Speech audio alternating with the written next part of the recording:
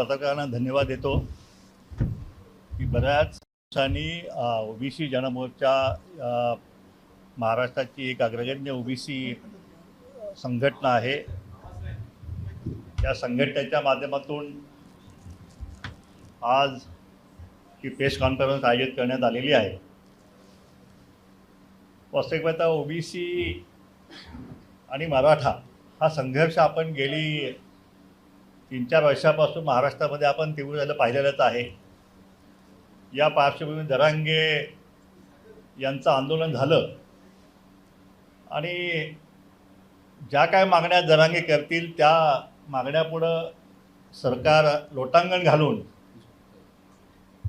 त्यांच्यासमोर सबशेल झुकून ओबीसीवर अन्याय करणारे GR जे आहेत ते एका पाठोपाठ एक काढण्याची परंपरा जी आहे ती या महाराष्ट्रात सुरू झाली आणि त्यातून ओबीसीच्या आरक्षणाचे जे आहे त्याचे 3-13 जे आहेत ते या महाराष्ट्रामध्ये झाले सगळ्यांनी पाहिलेले आहेत। उदाहरणार्थ आपल्याला कल्पना असेल की नुकत्याच झालेल्या जिल्हा परिषद, पंचायत समित्या आणि नगरपालिकांच्या निवडणुका बघितलं महानगरपालिकांच्या, तर याच्यामध्ये असलेल्या ओबीसीच्या आरक्षणाच्या ज्या जागा होत्या त्याच्यापैकी 90% जागा ज्या आहेत त्या कुणबी समाजाचे नावाने बोगस दाखले काढून त्या जागा दिवसाढवळ्या हडप करण्याचं जे पाप आहे ते या महाराष्ट्रामध्ये झालेलं आपण सगळं पाहिलेलं आहे। आता ज्यांनी असे दाखले घेऊन जागा लढले जे जिंकलेले आहेत त्यांना 6 महिन्यामध्ये जात पडताळणीकडून त्या व्हॅलिडिटी प्रमाणपत्र घेण्याचे बंधनकारक आहे आणि मुदत आता संपत आलेली आहे।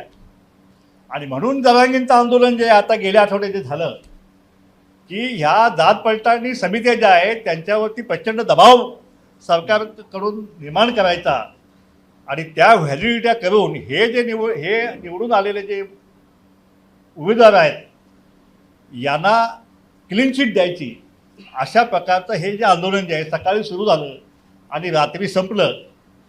म्हणजे उन्हात आंदोलन केलं की लगेच GR निघतो। आता पावसाळा येतोय, मग आम्ही काय करायचं? चिखलात बसायचं? GR काढणार तुम्ही? तर हे जे महाराष्ट्र जे सुरू आहे हे महाराष्ट्रातला ओबीसी मुळीच खपवून घेणार नाही। वास्तविकता आमचं संरक्षण करण्याची जबाबदारी जी आहे ती ओबीसी मंत्रालय उपसमिती, मंत्रिमंडळ उपसमिती निर्माण झाली।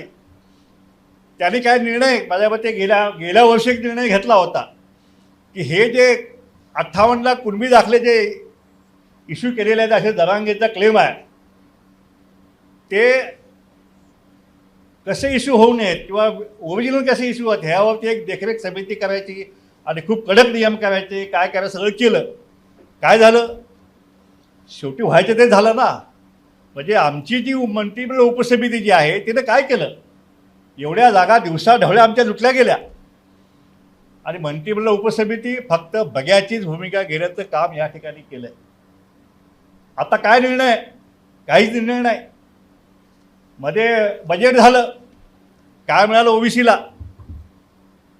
25,000 कोटी मराठा समाजाला दिले, आम्हाला किती मिळाले आणि का मिळत नाही? मग जर ओबीसींच्या हक्काचं संरक्षण जर ओबीसी मंत्रिमंडळ उपसमिती करणार नसेल तर त्याची आवश्यकता आम्हाला काय आहे? म्हणून ह्या ओबीसीवरील अन्यायाची मालिका परंपरा ही असंच चालू आहे आणि त्याच्यामुळं ह्या मंत्रिमंडळ उपसमिती जी आहे तिच्यावरती आता या महाराष्ट्रातील ओबीसींचा विश्वास राहिलेला नाही। आणि म्हणून आजच्या पत्रकार परिषदेतून आम्ही मागणी करत आहोत सरकारकडे की ही जी ओबीसी मंत्रिमंडळ उपसमिती जी आहे ती ओबीसींच्या हक्काचं संरक्षण करण्यासाठी फेल ठरलेली आहे आणि म्हणून त्या मंत्रिमंडळ उपसमितीने राजीनामा दिला गेला पाहिजे आणि पुण्यानं नव्यानं ज्यांना ओबीसीविषयी तळमळ आहे अशा प्रकारचा नवीन मंत्रिमंडळ उपसमिती जी आहे ती स्थापन करावी, जेणेकरून ओबीसींच्या हक्काचं संरक्षण करेल।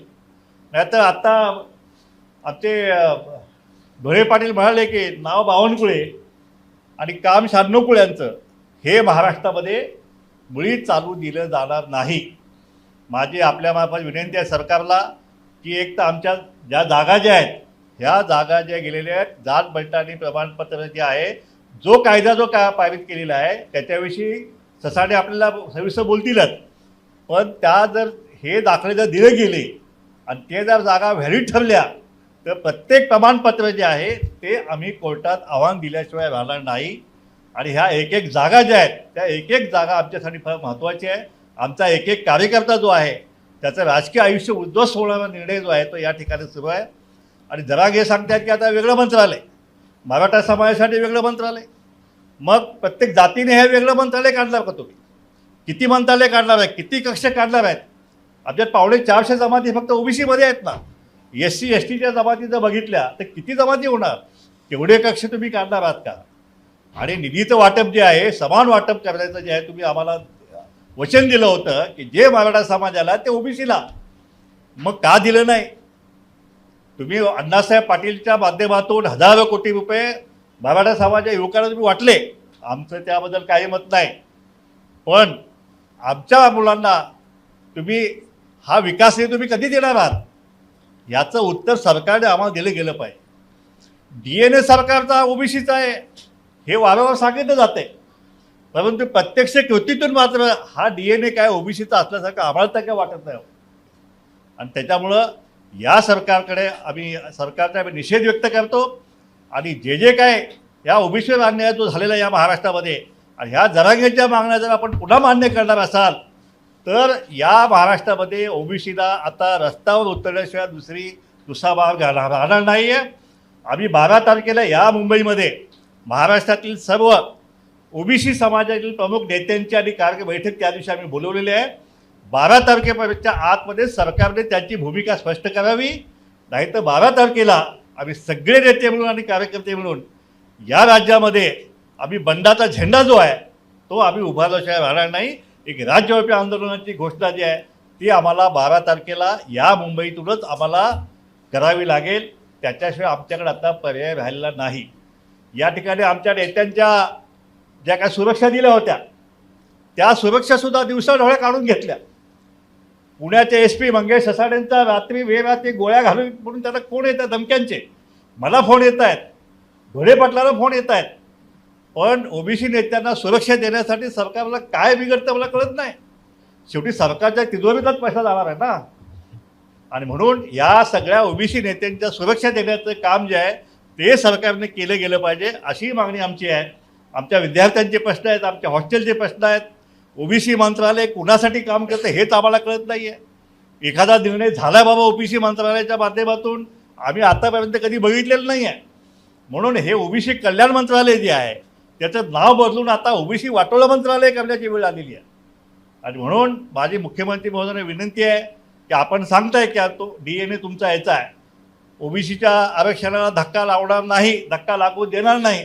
पण प्रत्यक्षात असे GR सगळ्यांना धक्का लागलेला आहे ना, जागा तर गेल्या, मग धक्का लागला असं कसं तुम्ही समजताय.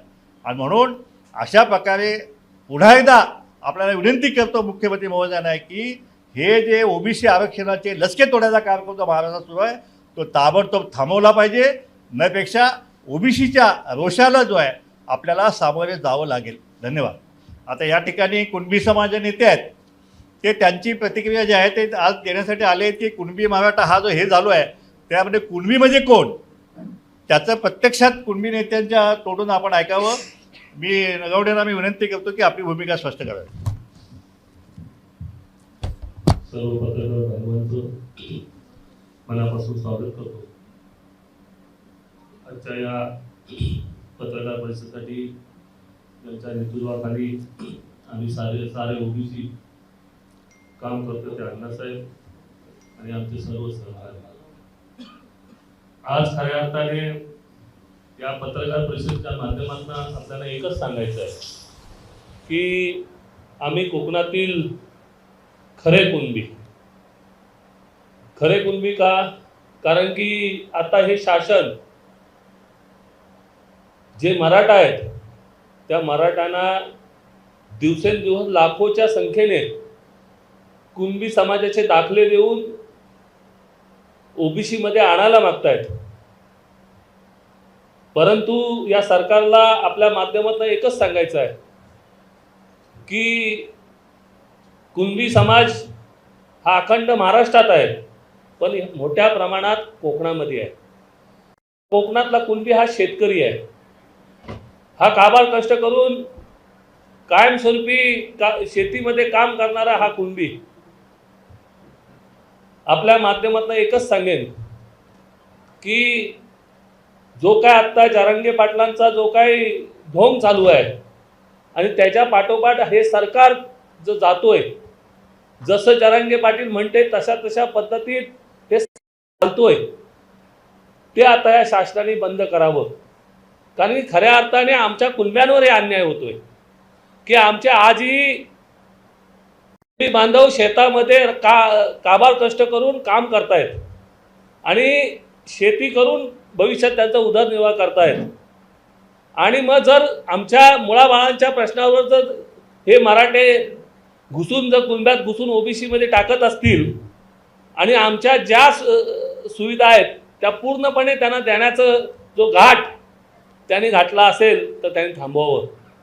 ह्या शासनाला एकच वाटलं, जरांगेला पण एकच वाटलं की दुसऱ्या समाजाच्या माध्यमातून ओबीसीमध्ये जर घुसायचा प्रयत्न केलं तर सर्व समाज विरोध करेल. एकच समाज की शांत संयमी समाज, तो कुणबी समाज. त्याच्या माध्यमातून घुसलो तर कोणी अडवा येणार नाही. मी आज आपल्या माध्यमातून एकच सांगतो, आता आम्ही थांबणार नाही, आम्ही आता ऐकून घेणार नाही. जर आमच्यामध्ये जर हे मराठा घुसवत असाल, आम्ही पण तशाच पद्धतीत जसे ते आंदोलन त्याच्या दुपटीने आंदोलन करायची तयारी आहे. आम्ही ते उन्हात बसले, आम्ही पावसात बसू, आम्ही पावसात खड्ड्यात न बसू, रस्त्यावर बसू. आम्ही मागच्या याच्या इशाऱ्यासाठी एक लाखोच्या संख्येने आझाद मैदानावर आम्ही मोर्चा काढला.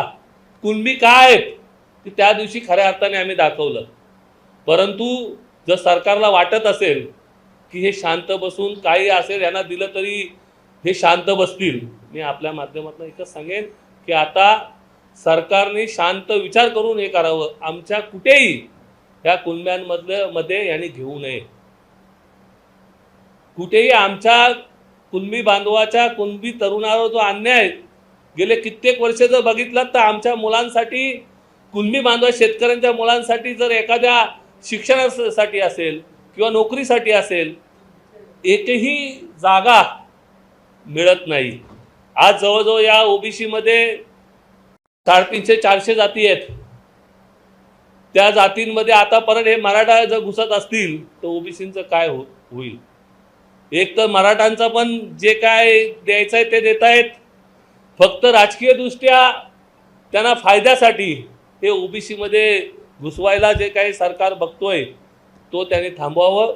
मी आपल्या माध्यमातून एक इशारा देईन की मी तुम्हाला कुणबी समाजाचा नेता, कुणबी समाजाचे अध्यक्ष म्हणून तुम्हाला सांगतो, जर यांनी वेगळं कुणबी आणि मराठा जर मंत्रालय खोललं तर आम्ही सर्व कुणबी बांधव उतरल्याशिवाय राहणार नाही.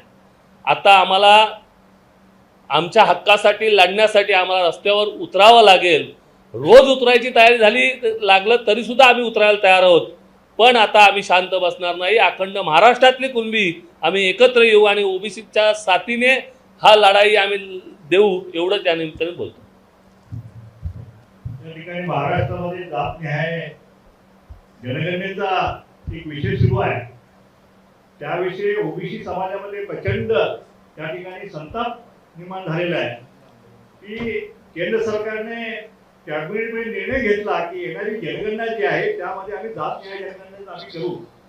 परंतु जो काही त्यांची प्रश्नावली आली त्यामध्ये 12 नंबरला फक्त SC STचाच कॉलम आला आणि बाकी सगळे इतरमध्ये आल्यामुळं ओबीसींची अशी धारणा झाली की हे जात न्याय जनगणना हे सरकार त्यांच्या शब्दापासून मागे फिरते की काय. अनेक सरपंचांनी अनेक गावामध्ये जनगणनेवरती बहिष्कार करण्याचं काम या ओबीसीच्या माध्यमातून महाराष्ट्रात सुरू आहे. म्हणून माझी विनंती आहे सरकारला की कोण सांगते की जात न्याय जनगणना पुढच्या टप्प्यात आहे, कोण म्हणते त्याच्या पुढच्या टप्प्यात आहे, होणार आहे नाही होणार आहे, याच्याविषयीची स्पष्टता जी आहे ती महाराष्ट्र सरकार आणि केंद्र सरकारने ही ताबडतोब दिली गेली पाहिजे.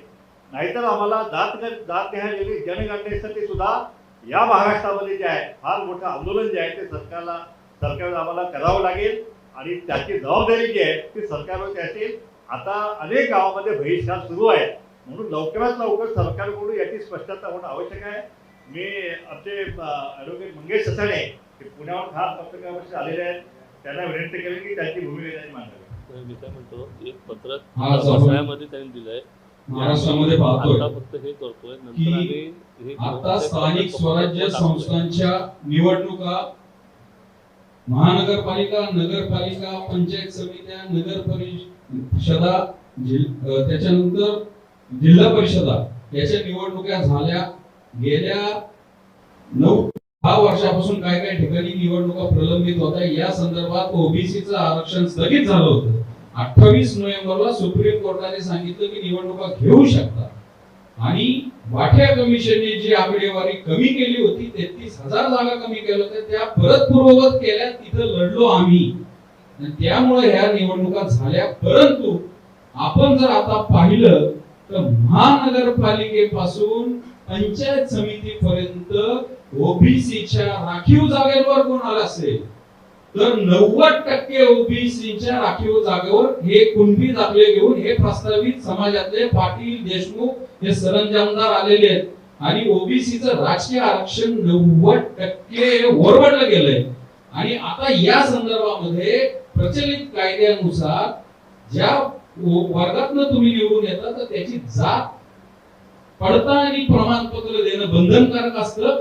त्या संदर्भामध्ये आता जात प्रमाणपत्र वैधता समितीकडे याच्या सुनावण्या चालू आहे.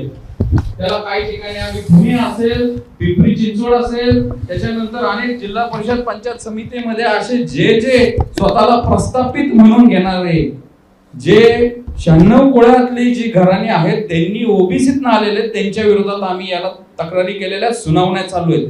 आणि ह्या जरांगेचं हे जे उपोषण होतं हे फक्त त्याचसाठी होतं, या पडताळण्या पटापट देऊन टाकाव्या म्हणून राज्य सरकारवर दबाव टाकायचा, महसूल खात्यावर दबाव टाकायचा. ते विखे पाटलांचा एक व्हिडिओ व्हायरल झालाय जरांगे बरोबर बोलतानाचा, तो मी आवाज ऐकू आला तर येईल.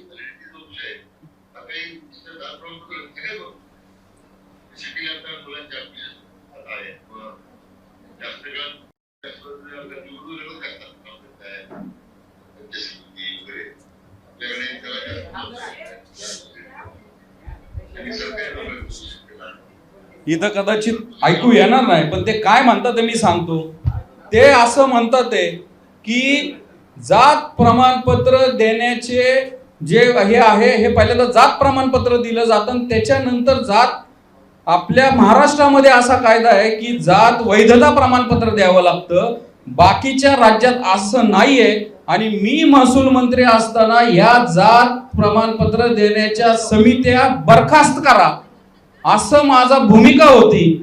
त्याच्यामुळं मी प्रयत्न करेल की ही जात वैधता प्रमाणपत्राची ह्या समित्याच बरखास्त करायच्या आणि तहसीलदारांनाच अधिकार द्यायचे.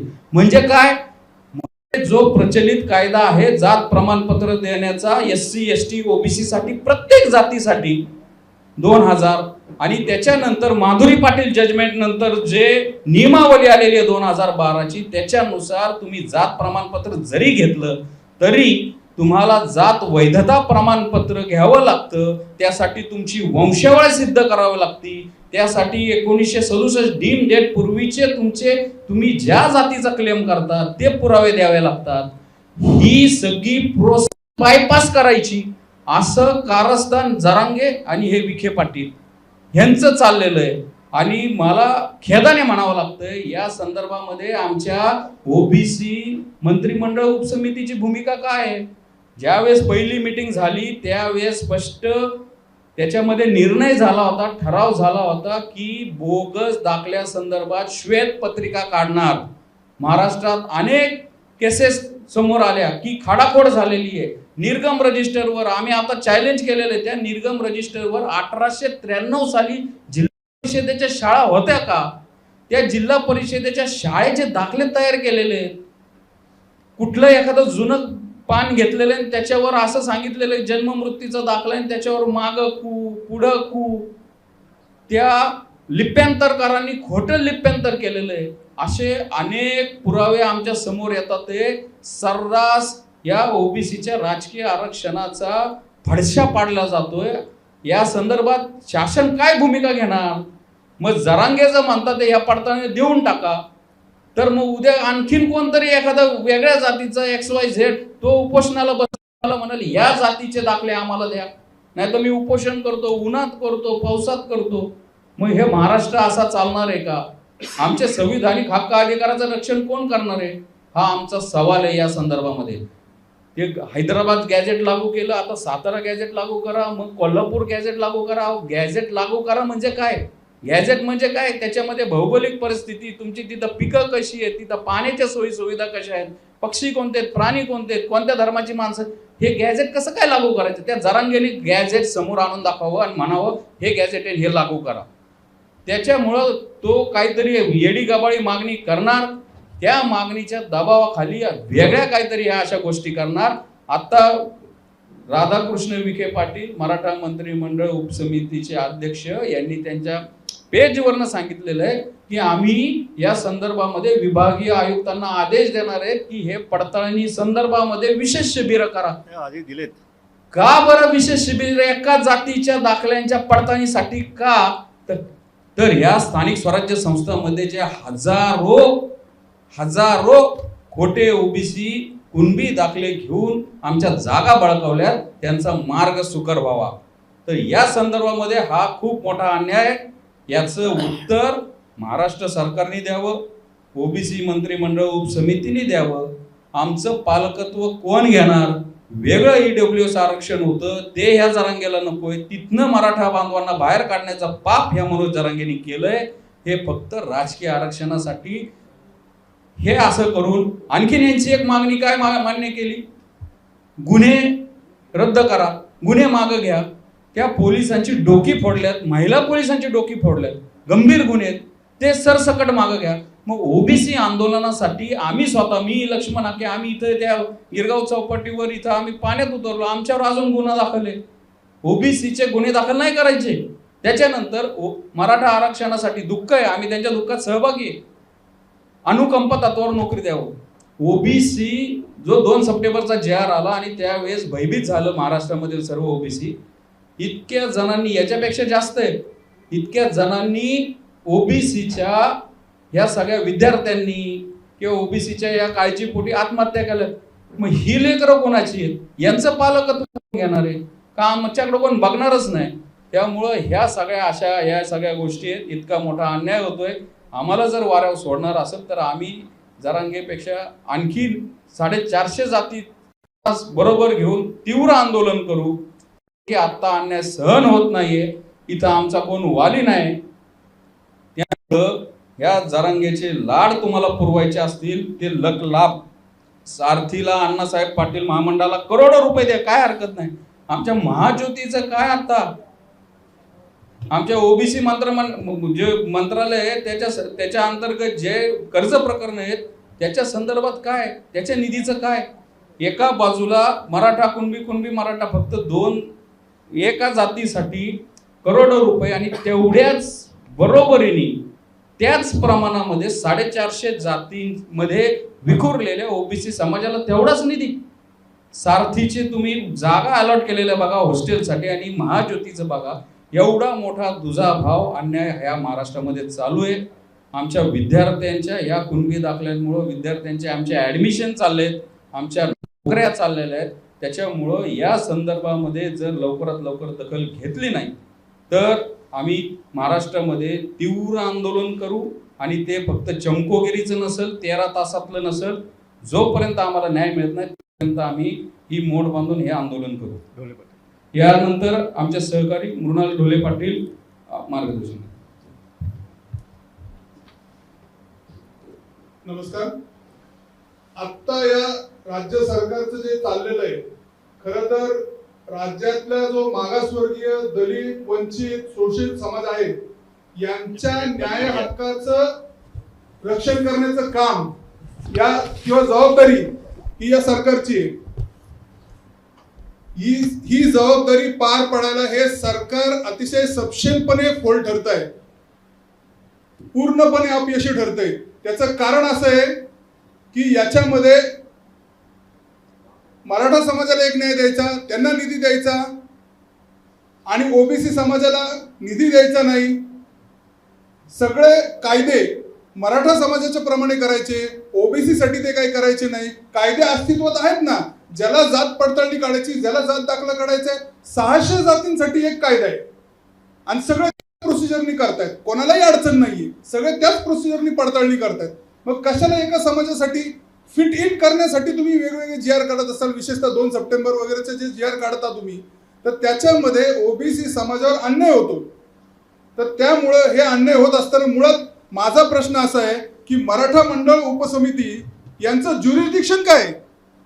तुम्ही एसीबीसी पुरतं बोला ना, मराठा समाजापुरतं बोला ना.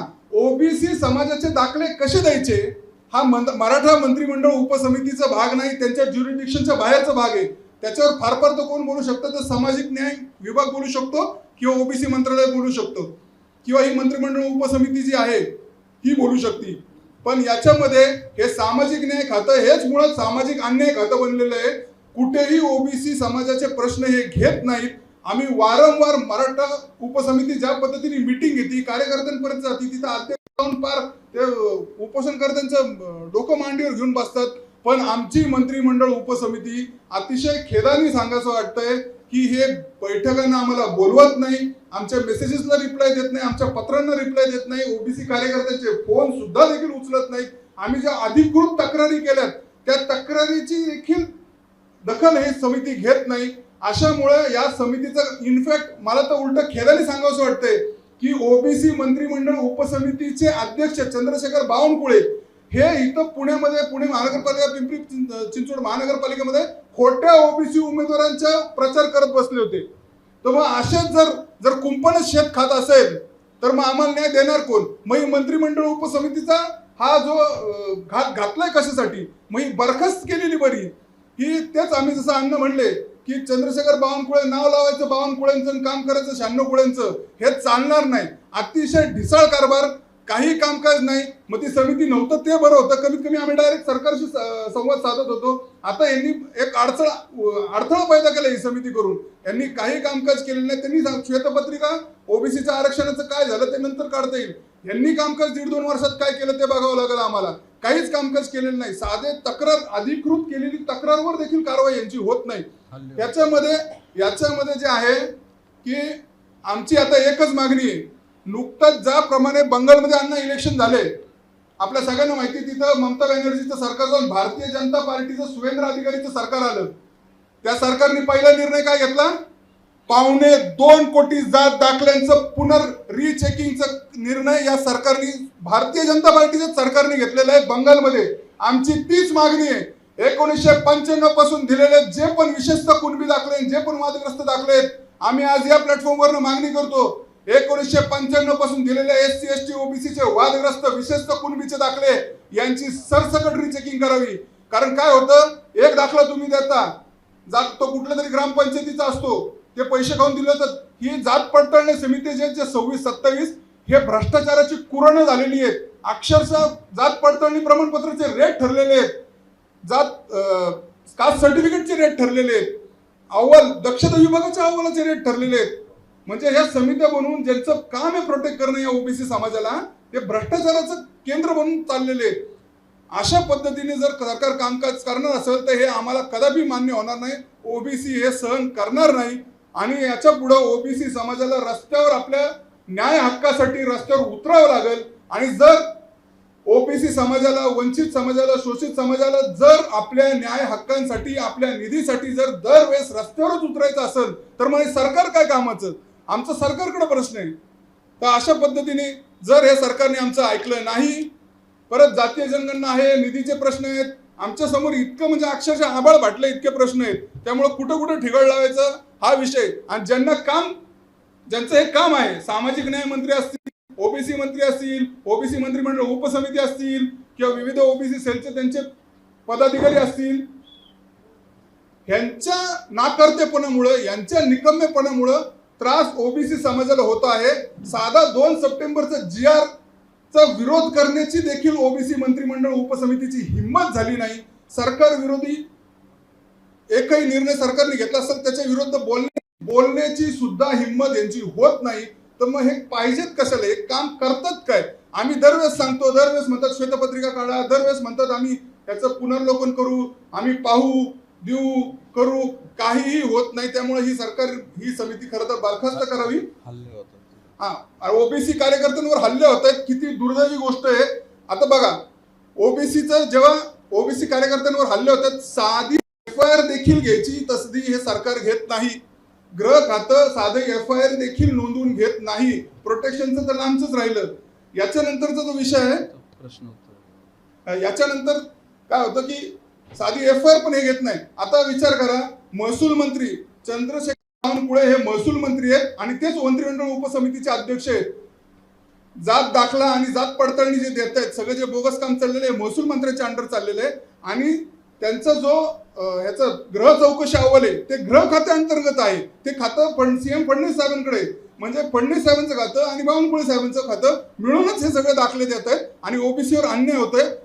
प्रत्येक ग्रामपंचायत, प्रत्येक विद्यार्थ्याला, प्रत्येक नोकरीच्या ठिकाणी, अख्ख्या महाराष्ट्रावर, अख्ख्या 36 जिल्ह्यांमध्ये, 350 तालुक्यांमध्ये प्रत्येक प्रमाणपत्र आम्हाला चॅलेंज करणं हायकोर्टामध्ये शक्य नाहीये, कारण त्याला लाखो रुपये लागतात एक दाखल्यासाठी. त्याच्यामुळे ज्या पद्धतीने भारतीय जनता पार्टी वेस्ट बेंगॉलमध्ये त्यांचे मुख्यमंत्री सुवेंद्र अधिकाऱ्यांनी निर्णय घेतला 2.25 कोटी जात दाखले परत रिचेकिंग करण्याचा, आमची मागणी आहे की भारतीय जनता पार्टी पुरस्कृत महाराष्ट्र सरकारने पण त्याच पद्धतीने कामकाज करावं. धन्यवाद. आपल्या माध्यमातून मुख्यमंत्री महोदयांना मी विनंती करणार आहे की 12 तारखेला या ठिकाणी मुंबईमध्ये सगळे ओबीसी नेते आणि कार्यकर्ते या ठिकाणी एकत्रित होऊन आंदोलनाची दिशा आम्ही ठरवणार आहोत. तत्पूर्वी मुख्यमंत्र्यांनी आम्हाला, शिष्टमंडळाला आम्हाला वेळ द्यावी, आमच्याशी चर्चा करावी, आमचं काय म्हणणं आहे ते ऐकून घ्यावं. आणि जर मुख्यमंत्र्यांना जर वेळच मिळत नसेल तर मग शेवटी मुख्यमंत्र्यांची भेट, अशीच कुठल्या मंत्र्यांची भेट बाहेर कुठेतरी उपोषण सोडवायला, आंदोलनामध्ये किंवा रस्त्यावरती गाड्या घोड्या, ते सगळं आता तिथं आमची भेट सरकार घेईल. पण त्याच्या आधी मुख्यमंत्र्यांनी आमची भेट घ्यावी अशी आमची विनंती आहे. आपल्याला काय प्रश्न असतील तर आपण विचारावे. तुम्ही जे म्हणता आहात, आपलं जे सगळं सुरू झालंय ते स्थानिक स्वराज्य संस्था म्हणजे ZP, पंचायत समिती जे दाखले घेऊन निवडून आलेले आहेत आणि त्यांना जात पडताळणी आता द्यायचा टाइम पिरियड संपत आलाय, त्यामुळे हे दबाव सुरू आहे. तर साधारणतः असे किती लोक आहेत, तुम्ही काय अनालिसिस केलाय, रिसर्च डाटा, की असे किती लोक आहेत पंचायत समिती ZP निवडून आलेले?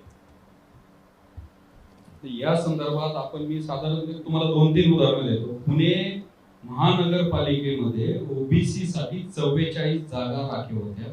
ह्या 44 जागांमध्ये 27 ठिकाणी, 44 मधील 27 ठिकाणी एकच फक्त जात कुणबी मराठा, म्हणजे जे तिथले प्रस्थापित पाटील आहेत, तुम्ही पुण्यात एक नाव जर पाहिलं तर करोडोचे मालक आहेत. ते गावगाड्यामध्ये देशमुख पाटील म्हणून मिळवतात, आमदार खासदाराच्या घरातले, त्यांनी पण हे सगळे दाखले घेतलेले आहेत. पिंपरी चिंचवडमध्ये असंच 23 जणांनी कुणबीच्या दाखल्यावर ओबीसीची जागा हडपलेली. पुण्यामध्ये आता एक नवीन फुरसुंगी उरुळी देवाची नगर परिषद एक आता नवीन तयार झाली, नवीन भाग आला. 9 जागा ओबीसी साठी राखीव होत्या. 9च्या 9 जागेंवर कुणबी मराठा निवडून आले. मग बाकीच्या ओबीसीनी जायचं कुठं? बरं, या संदर्भामध्ये कुणी चॅलेंज करायचं, किती ठिकाणी चॅलेंज करायचं, आभाळ फाटलंय, कुठे ठिगळं लावायचं, कित्येक. आता तुम्ही साताऱ्यामध्ये जिल्हा परिषद अध्यक्ष पदासाठी ओबीसी साठी राखीव होतं, ओबीसी महिलासाठी. त्या ठिकाणी कोण आलं? त्या महेश शिंदेच्या पत्नी, प्रिया महेश शिंदे, आमदाराच्या पत्नीला ओबीसीच्या जागेवर ZPचा अध्यक्ष केलं, कुणबीचा दाखला घेऊन. आणि याच सरकारमधल्या एका मोठ्या नेत्याने त्याच्या हरकत घेतली. अहिल्यानगरचं तसंच झालंय. निवडून येताना त्या ज्या महिला, त्या ज्या ताई होत्या, त्या ओपन आहे म्हणून निवडून आल्या, फिडेविडी तसं दिलं. आणि नंतर ज्यावेळेस सोडत निघली आणि त्या सोडतीमध्ये तिथलं अध्यक्षपद अहिल्यानगरचं ते ओबीसी साठी राखीव झालं. मग तिथं कुणबी दाखला काढला, ओबीसीच्या जागेवर त्या झाला. ही सगळी आता परिस्थिती तशी आहे. त्यामुळं कुणबी दाखल्यांनी ओबीसीच्या आरक्षणाची दाणादाण उडवलेली आणि त्यांच्या आता 15 दिवस 20 दिवस आता टर्म राहिलेली 6 महिन्याची आणि त्याच्यामध्ये ते द्यायचंय. त्यासाठी हे सगळं चालू आहे. संविधानिक तत्वानुसार मराठा समाजाला जरांगे पाटील उठतो, त्याला शिक्षणाचा गंध नाहीये, संविधानाचा अभ्यास नाहीये, तो लोकांना विकसित करतो, इथे मुंबईकरांना विकसित करतो आणि आंदोलनाचा मार्ग करतो. या फक्त बोलवलं त्यांनी कोण आहे नेमका?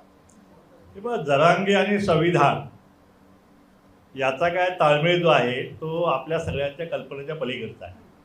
ते फक्त सरकारला वेटीत धरायचं आणि त्या ठिकाणी सरकारकडून मन मानेल तसे GR काढून घ्यायचे आणि ह्या गरीब ज्या तेलीमाळी साळी कुष्टी कुंभी कुंभार लोहार धनगर ह्या गरीब जमातींचं आरक्षण कसं ओरबाडायचं आणि त्यांचे कार्यकर्ते हे राजकीय क्षेत्रात आलेच नाही पाहिजे म्हणून त्यांनी फक्त कुणब्याचा दाखला घेऊन आम्हाला आरक्षण ओरबाडायचं एवढाच हा कार्यक्रम नाही. तर EWS आरक्षण जे आहे ते मराठा समाज आहे ना आता 10% जवळपास 9.5% आरक्षण आता हे मराठा समाज आता घेतलेलं आहे. ओपनमध्येही घेत आहेत, कुणब्यामध्येही घेत आहेत. हा मराठा समाज हा देशातला असा एक समाज आहे की 3-3, 4-4 आरक्षण महाराष्ट्रामध्ये घेतोय, पण तरीसुद्धा महाराष्ट्र सरकार त्याचं काही वाकडं करू शकत नाही आणि त्यांच्या दबावाला बळी पडून हे सरकार ओबीसीच्या विरुद्ध अन्यायाचे वाटेल तसे निर्णय जे आहेत ते घेत आहेत. म्हणून हा ओबीसीचा जो एल्गार जो आहे तो आता महाराष्ट्रामध्ये पाहायला मिळेल. आंदोलनाची काय दिशा असेल 12 तारखेनंतर? बघूया आता मुख्यमंत्री आम्हाला जर चर्चेस बोलवलं, आमचं म्हणणं त्यांनी ऐकून घेतलं तर आम्ही त्यानंतर आम्ही ठरवू. कारण आमच्यावरती जो अन्याय झालेला आहे तो आता उघडपणे जाहीर झालेला आहे. त्याच्यामध्ये पुराव्याचा काही संबंध नाही, पुरावे देऊन झाले, सगळं देऊन झालेलं आहे.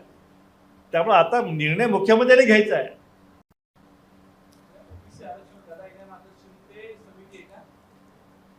किंवा शिंदे समिती ही घटना बाह्य समिती आहे हे आम्ही यापूर्वीच सांगितलेलं आहे.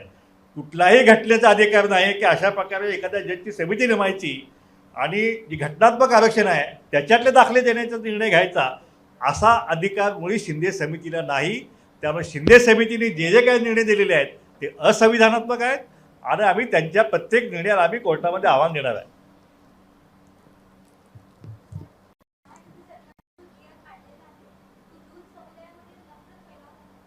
काय म्हणते जरा मोठ्यानं? दोन समाजामध्ये ते निर्माण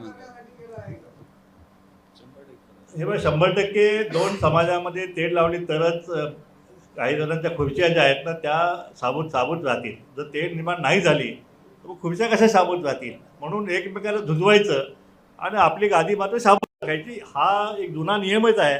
हा तो नियम महाराष्ट्रामध्ये बऱ्याच वर्षापासून आहे आणि आजही हे सरकार जे आहे ते त्या प्रमाणात मराठा आणि ओबीसीमध्ये नक्कीच भांडण लावायचा कार्यक्रम जो आहे तो दिवसाढवळ्यात सुरू आहे. आता जनगणनेचा तुम्ही विषय काढला, अजून एक एसटी मध्ये एक उपवर्गीकरणासंदर्भातला एक वाद सुरू आहे. तर तो उपवर्गीकरणाचा जो वाद जो आहे तो ट्रायल वॉल एसटी वर टाकलाय आणि त्याच्यानंतर तो ओबीसी वर टाकला जाणार आहे अशी एक चर्चा सुरू आहे. पण सुप्रीम कोर्टाने निकाल दिलेला आहे की उपवर्गीकरणाला जे आहे ते त्यांनी मान्यता दिलेली आहे. आता त्याच्यामध्ये हा आता सध्या निर्णय हा SC/ST पुरता आहे, पण त्याच्यामध्ये सुद्धा अनेक प्रवाह आहेत की काही SCच्या जागा काही STचे जे समाज घटक आहेत काही जणांना काही मिळालेलं आहे, काही जणांना काही नाही मिळालेलं आहे. जे नाही मिळालेलं ते म्हणते हा निर्णय बरोबर आहे, जे मिळालेलं आहे ते म्हणते की नाही हे याच्यामध्ये विभाजन होईल, SCमध्ये विभाजन होईल, STमध्ये विभाजन होईल. त्यांची अनेक चिंतन शिबिरं सुद्धा सुरू आहे आणि माझ्या मते आणि जातनिहाय जनगणना जो आहे याच्यावर हा जालीम उपाय म्हणजे जातनिहाय जनगणना केली म्हणजे कुणाची किती संख्या आहे आणि कुणाचा किती विकास झालेला आहे हे एकदा आल्यानंतर आपोआप ज्या विकास योजना ज्या आहेत ते त्याप्रमाणे आपल्याला हे करता येईल. ह्याच्यामध्ये हे एक उत्तर आहे. पण ओबीसी मध्ये जर पुन्हा हा प्रयोग झाला तर ओबीसी मध्ये यापूर्वीच हा विषय चालू आहे. ओबीसी मध्ये ऑलरेडी वर्गीकरण आहे. ओबीसी विजे वर्गीकरण आहे. ओबीसी मध्ये ऑलरेडी 5 वर्ग आहेत. OBC VJ NTD NTB NTD NTC already 5 उपवर्गीकरण आहे. आता रोहिणी कमिशन जे नेमलेलं आहे कुठल्याही राज्याने त्याला स्वीकृती अजून दिलेली नाही ओबीसी उपवर्गीकरणासाठी, कारण प्रत्येक राज्याचे आपापले उपवर्ग आहेत. आता जर काय की आता विजे एक आयडेंटिटी आहे, एनटी एक आयडेंटिटी आहे, ही जर पुसायची झाली जी 25-30 वर्षात त्यांनी दाखले घेऊन केलेली ते फार कष्टदायक काम आहे. पण महाराष्ट्रामध्ये ऑलरेडी ओबीसीचं सब कॅटेगरायझेशन आहे. त्याच्यात अजून काय करायचं सर, रोहिणी रेकमेंडेशन दिलेले आहेत पण सध्या तरी कुठल्याही राज्याने ते मान्य केलेले नाहीये. सध्या एससी तर होऊन द्या, मग बघू सरकार काय सरकार ठरवेल ते, पण ऑलरेडी सब कॅटेगरायझेशन ओबीसी मध्ये आहे.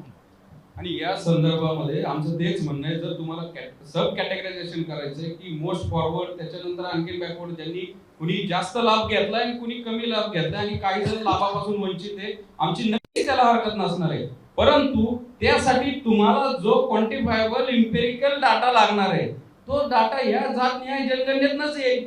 कुठल्या जातीने जास्त आरक्षणाचा लाभ घेतला, त्यांची आर्थिक परिस्थिती कशी आहे, शैक्षणिक कशी आहे, मग त्यासाठी जात न्याय जनगणना जी दशवार्षिक होती, जे कायद्याद्वारे संविधानिक प्रोव्हिजन्सद्वारे होती, मग तेच आमचं म्हणणं आहे. तुम्हाला जर एका समजा 100 जण आहेत आणि त्यांना 4 खोल्यांमध्ये विभागायचंय, तर नक्की मग त्याच्यामध्ये प्रत्येकाची परिस्थिती कशी आहे त्याचा डिटेल डाटा पाहिजे. महाराष्ट्रामध्ये ओबीसीच्या 450 जाती आहेत, त्यांना जर तुम्ही कॅटेगरी मध्ये हे करायचंय तर त्यांची लोकसंख्या तर तुम्हाला माहित पाहिजे. काही जातींची लोकसंख्या हजारांवर असेल. त्यामुळं हे सगळं डिटेलिंग करण्यासाठी जात न्याय जनगणना गरजेची आहे आणि ते केलं पाहिजे. आणि ते केल्यानंतर रोहिणी कमिशन पण लागू होईल आणि SC ST संदर्भात जो सुप्रीम कोर्टाने तो मॅन्डेट दिलेला आहे त्या संदर्भात पण तीच परिस्थिती होईल. कारण की तिथं वेगळं असतं, ते SC आणि ST समाजाच्या संदर्भामध्ये अस्पृश्यता हा मेन त्याच्यामध्ये आहे आणि ओबीसी म्हणजे सामाजिक आणि शैक्षणिक मागासले तपासलं जाणार. पण SC ST च्या संदर्भात अस्पृश्यता, त्याच्यामध्ये कमी अस्पृश्यता किंवा जास्त, हा एक केंद्र सरकार समोर खूप मोठा प्रश्न राहणार आहे. परंतु या सगळ्याचं एकमेव उत्तर जातनिहाय जनगणना, केवळ ओबीसीची जनगणना नाही. हे आवर्जून मी का म्हणतोय, थोडस संभ्रम पसरवला जातो. ओबीसीची जनगणना करणार म्हणजे तिथं जर कॉलम आला, तुम्ही ओपन आहात का ओबीसी मग ओबीसी, असं जर तुमच्या मनात असेल तर त्याला आमचा विरोध असणार. तिथं तुम्ही ओबीसी मधले आहात तर त्याला आम्ही टिक करू. त्याच्यानंतर ओबीसीतल्या कुठल्या जातीतला हा कॉलम पाहिजे, तरच जे पण कुठला आपला निधी असेल, कुठल्या प्रोव्हिजन्स असतील, आरक्षणाचं परत रिशफलिंग असेल, ते साध्य होईल. त्यामुळं जात न्याय जनगणना हा सर्व समस्यांचा एक रामबाण उपाय ठरू शकतो. नाही, मला याच्यात अजून एक ऍडिशनल विचारायचं आहे की आता ते मगाशी म्हणाले की 12 नंबरचा कॉलम फक्त हे आहे, तर आता ते जे ओरिजिनल मराठा आहे की जे कुणबी दाखल्यासाठी याच्यासाठी प्रयत्न करतात, तर ते जनगणनेच्या याच्यामध्ये आता काय मेन्शन करताय? ते विखे पाटलांना आणि जरांगे पाटलांनाच प्रश्न विचारला पाहिजे. तुम्ही नक्की SCBC आहात, कारण की ते 10% आरक्षण जरी कोर्टात असलं तरी आबाधित आहे. त्याच्या माध्यमातून पोलीस भरती झाली, नोकर तुमचे हे निघालेले ऍडमिशन होतात, प्लस त्यातले काही जण कुणबी दाखल्याने ओबीसीचा लाभ घेतात. आता मग त्याच्यामध्ये आता कुणबीच्या पोट जाती म्हणून 2004चा जो GR आला तो चॅलेंज केलेला आहे, कोर्टामध्ये आहे. पण त्याच्यामध्ये कुणबीची पोट जात म्हणून कुणबी मराठा आणि मराठा कुणबी. आता गंमत अशी आहे की त्या GRच्या आधारावर आता जे दाखले दिले जातात ते कुणबी मराठा आणि मराठा कुणबीचे दिले जात नाहीत, जे तेच दिले जात पाहिजे होते. मराठा समाजाला कुणबीचं जर जुनं नोंद आढळली तर त्याला कुणबी मराठा हे सर्टिफिकेट दिलं पाहिजे किंवा मराठा कुणबी दिलं पाहिजे. आमच्या कुणबी बांधवांच्या मूळ जाती वेगळ्या आहेत, धनोजे, तिरोळे कुणबी आहेत, अशा 8-10 जाती आहेत. मग त्यामुळं आता हा संभ्रम यांनी सांगायचा, यांच्याकडून स्पष्टता घेतली पाहिजे. मराठा मंत्रिमंडळ उपसमितीकडून स्पष्टता घेतली पाहिजे. तुम्ही ओबीसी का, तुम्ही कुणबी का, तुम्ही SCBC मध्ये का, मराठा जात पुसूनच टाकायची. कारण की जर सगळे सरसकट कुणबी झाले तर मराठा जात पुसूनच जाईल ना महाराष्ट्रात, कोणच मराठा राहणार नाही. त्याचं काय, जे नारायण राणे बोलत होते. त्यामुळं हा प्रश्न, हा पेच ज्यांनी निर्माण केलाय तेच ह्याचं उत्तर देते आणि आम्हाला पण ते ऐकण्यास आम्ही उत्सुक आहे. चला ठीक आहे, धन्यवाद. आपण सगळेजण मोठ्या संख्येने आलात. पुन्हा एकदा आपलं सगळ्यांचा आभार.